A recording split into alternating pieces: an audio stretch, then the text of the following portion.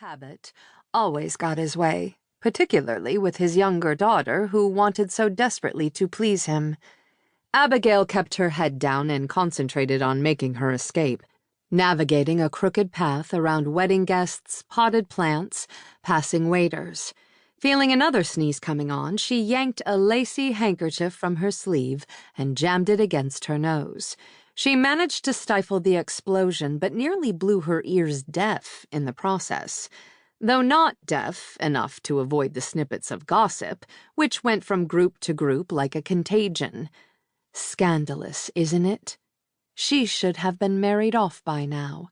If her mother had lived to see this, she would have been devastated.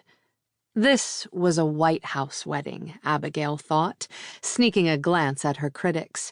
Beautifully dressed, their manners as finely honed as their tongues, they were the elite hostesses of the Capitol, the wives of senators, cabinet secretaries, and industrialists. Couldn't they find something more interesting than Abigail Cabot for amusement? She kept her gaze fastened on her goal: escape.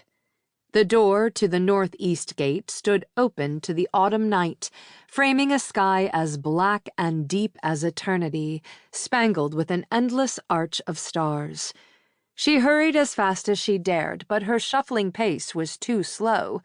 It always was. She didn't push herself for fear of yet another disgrace, although by now she should be resigned to the prospect.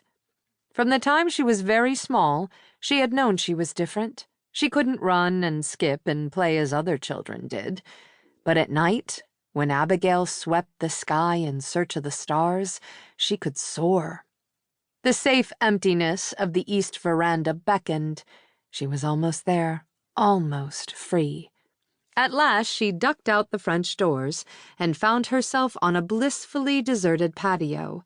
Black shadows shrouded the flagstones and walkways. A late autumn chill sharpened the air.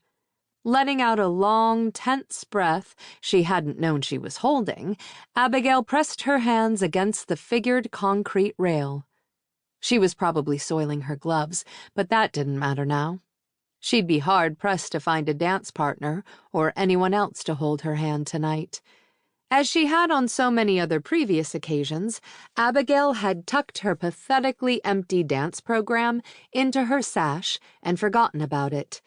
She had never filled one, nor could ever hope to. Plucking the loose comb from her hair, she used it to re-anchor her coiled braid. Then she moved along the rail, her petticoats making a discontented swish around her legs. The breeze cooled her throat, and the night sky worked its calming effect on her. Often, the sea fog and city lights interfered with the view, but tonight was unusually clear.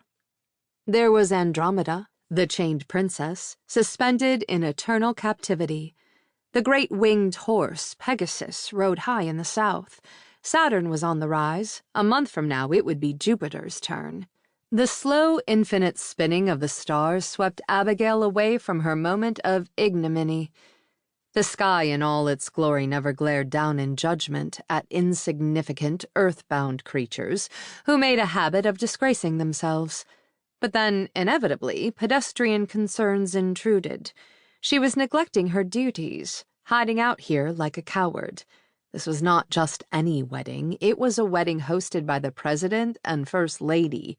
She and the bride, Nancy Carey Wilkes, had attended Miss Blanding's Lyceum together. She had come with such high hopes of pleasing father. So far, all she'd done was get hit with a bouquet and suffer a very public attack of allergies. But the night was still young, Abigail reminded herself, stiffening her spine and squaring her shoulders. Like a prisoner about to face a firing squad, she turned back to the ballroom and advanced toward the French doors. Velvet draperies with gold cords and tassels framed the glittering reception. Refracted gaslight turned the crystal shades of the sconces to diamonds.